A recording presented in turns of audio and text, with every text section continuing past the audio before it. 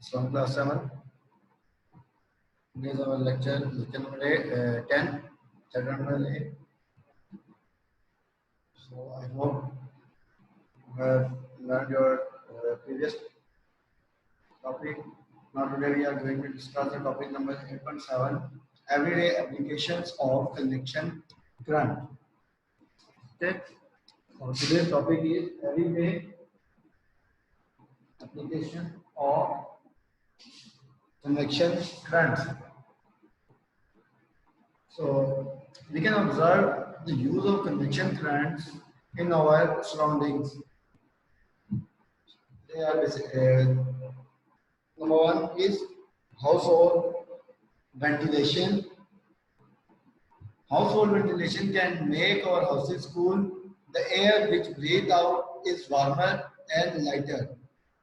It moves up in the room to go out of the ventilators near the top side of the walls. Fresh and cool air enters the room through windows and doors. Okay, you are seeing that there are ventilation or windows which are used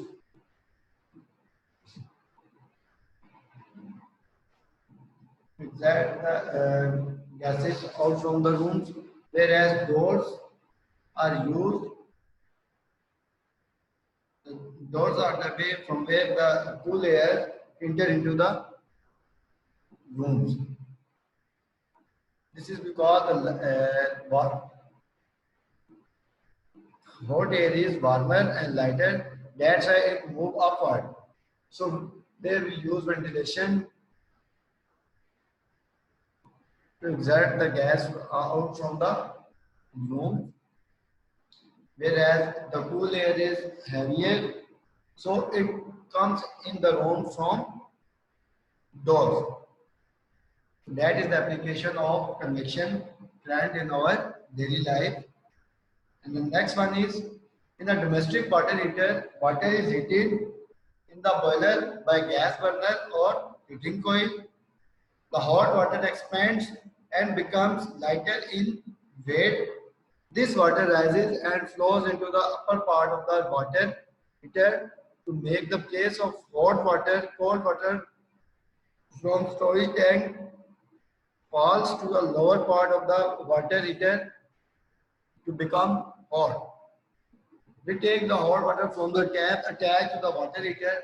Convection helps in the continuous supply of hot water.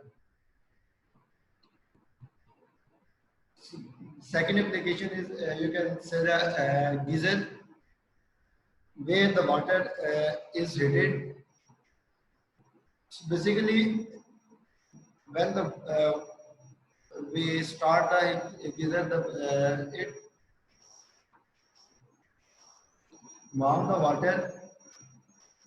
So the hot water which is lighter in weight expand towards upside, whereas the cold water now come to the place where from where the hot water goes upward. So to take the place of hot water, cold water from storage tank falls to the lower part of the water heater to become hot. Then we take the hot water from the tap attached to the water heater. Convection current helps in the continuous supply of hot water.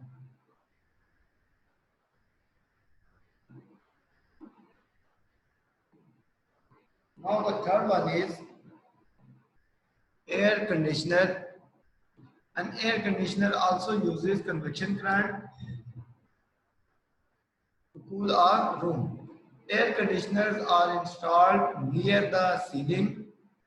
The fan of air conditioner blows cool, dry air. The cool air is heavier in weight, so it sinks. The warmer air of the room rises because it becomes lighter in weight.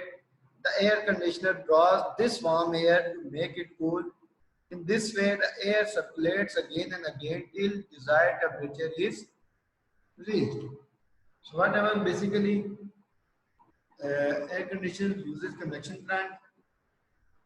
How? When air conditioner is installed near the ceiling, the fan of air conditioner blows cool, dry air. Okay. Now we know that the cool air is heavier, and but the warm air is lighter. So warm air when moves upward near to the air conditioner, there the air fan used in the air conditioner again cool the gas, the hot gas. So this gas again cool down and move towards the down in the room. So this happens until the temperature is desired temperature is reached. So these are the three application basic which are used in our daily life of convection current. Now the next topic is radiation.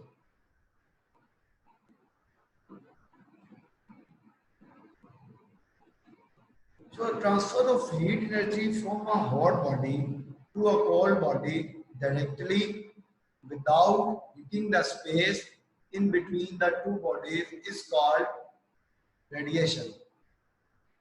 So what is radiation? The transfer of heat energy from a hot body to a cold body directly without heating the space in between the two bodies is called radiation. So when we sit in the sun or in the front of a heater, we feel warmth. Heat energy reaches us by radiation. This heat cannot reach us by conduction because air is a bad conductor of heat. Similarly, this heat cannot reach us by convection as the hot air rises upward rather than sideways. So if we put a cardboard or a plastic sheet between us and the source of heat, we no longer feel warm. So we can say that the heat from the sun or a heater reaches us by radiation which requires no medium. Okay. So we know that first of all, what is radiation? Radiation is the process transfer of heat energy from a hot body to cold body directly without hitting the space in between the two bodies. Now we know that this, when we sit in the sun or in front of a heater, we feel warm. Basically, heat energy reaches us by radiation. It does not reach us by convection or convection because convection and convection require medium, but radiation does not require medium. So that's why the heat comes from the heater or you can say sun reaches us by radiation process instead of convection and conduction. So you can see that radiation comes from the sun in the form of waves. Now, experiment on radiation and absorption. Objects absorb and radiate heat at the same time. Whether all objects absorb and radiate heat equally or not. To study it, let us perform some activities. First of all, activity 8.6. For this, we will need black colored can, silver colored can, and laboratory thermometer, cold water and hot water. Okay, first of all, we have black colored can, silver colored can, laboratory thermometer, cold water and hot water. Now, first of all, fill 2/3 part of each can with cold water. Now put a thermometer in each can and record temperature. Okay. First of all, fill 2/3 part of each can with cold water. Then put a thermometer in each can and record temperatures. Now place both cans in bright sunlight. Observe and record temperature of each can after about 10 minutes. The temperature of water in black can is higher because it has absorbed more heat from the sun. Again, fill the cans with hot water and place thermometer in them. Record temperature of water in each can. Now again place both cans in a shady place. Observe and record the temperature of each can after some time. So when after this you notice that the black colored can easily release the temperature because the dark bodies always uh, absorb and release temperature very quickly. Okay, or you can say that the dark bodies are good absorber and releaser of a radiation or a temperature. From this topic, we have learned that the the black color can easily absorb, or you can say that absorb quickly the radiation and also emit the radiation quickly. So that why its temperature goes on increases and decreases very quickly. Now in hot countries, houses are painted with light colored paint. The light color of paint absorbs little heat and reflects more of the radiation from the sun. Okay. In our countries, we also some people also painted the roofs with white color, so that why their rooms have less temperature as compared to other rooms which do not have paints on their roofs. So that is the way we can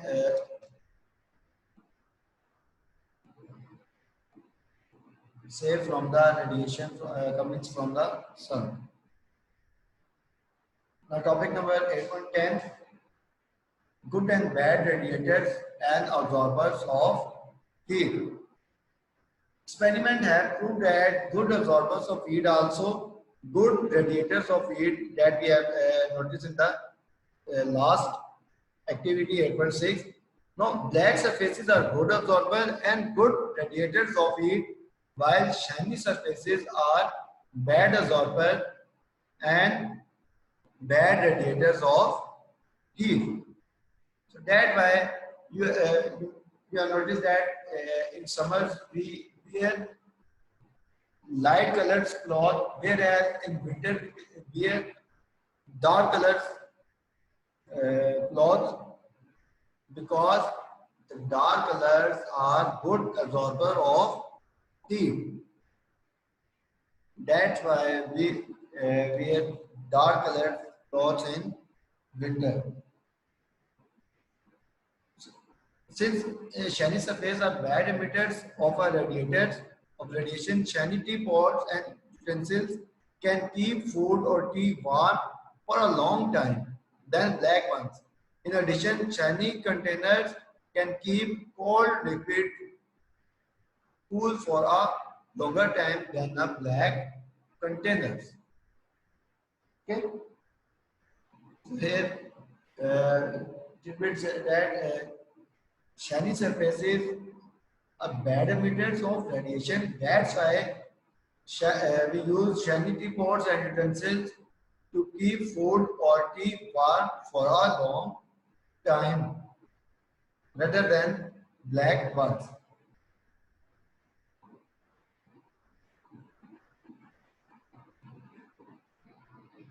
Now, the last topic of today's lecture is everyday applications of radiation of heat.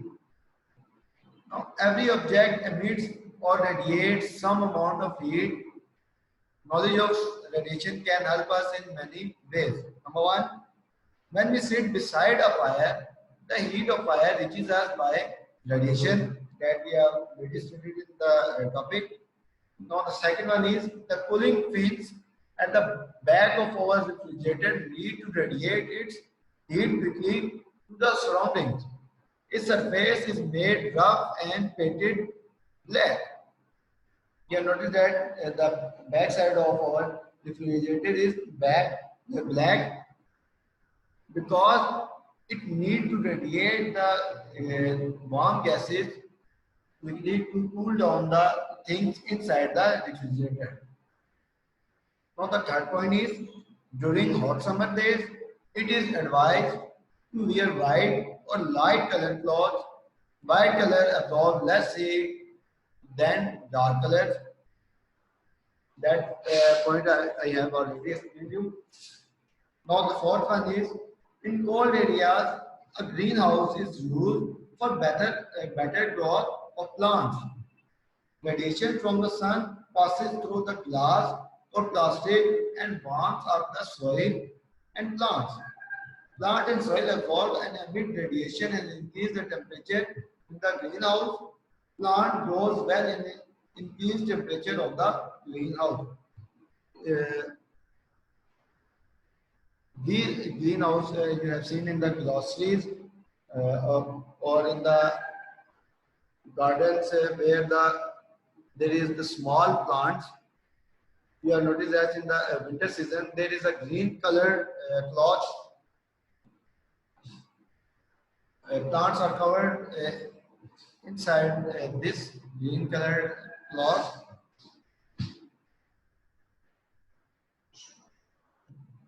Basically, this is used when the sun radiation from the sun passes through the glass of plastic and warms the soil and plants. So the plant and soil absorb and emit radiation and increase the temperature in the greenhouse. The plants grow well in increased temperature of the greenhouse.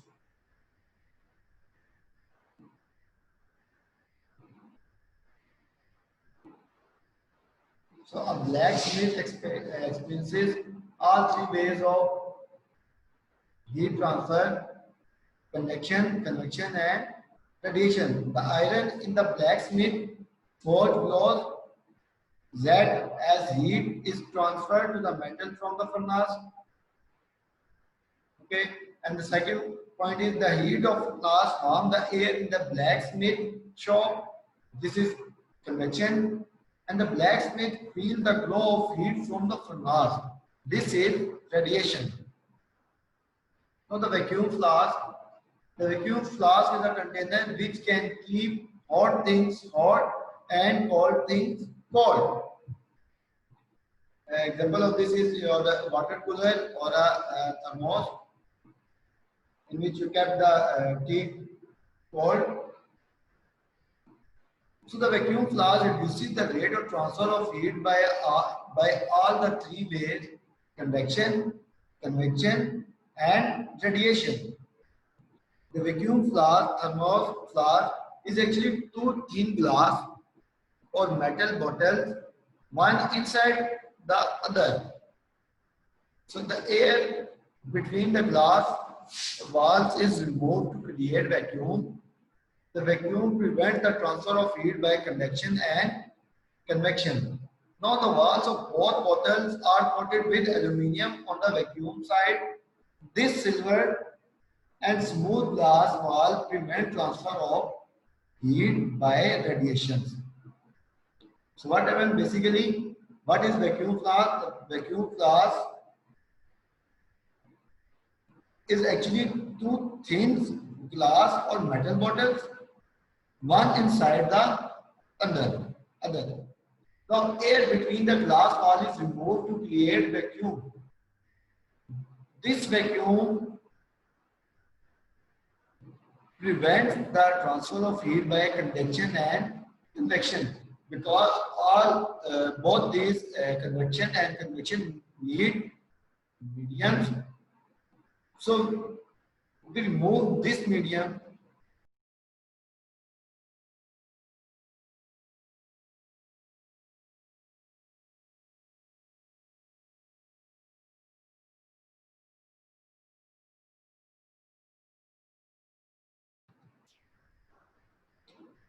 So the walls of both bottles are coated with aluminum on the vacuum side. These silvered like a mirror and smooth glass walls prevent transfer of heat by radiation. The lid of the flask is made from a bad conductor such as cotton or a plastic. Only a little amount of heat is lost by convection through the lid. The thin walled glass bottle is protected by fixing it in a metal or a plastic container. So you can see there outer glass bottle, and now there is a inner glass bottle. There is a gap between the both these bottles where the vacuum is inserted. Now there is a shiny surface which is used to radiate the radiations, reduce the radiations. At the end of this, there is a plastic cover, and at the top there is a plastic cap which do not allow the heat uh, go outside the thermos bottle. Now by doing this, we can warm or cold the water for a long time by using vacuum flask. Class, that is the last topic of today's lecture. Now, if you have any kind of question, you can ask.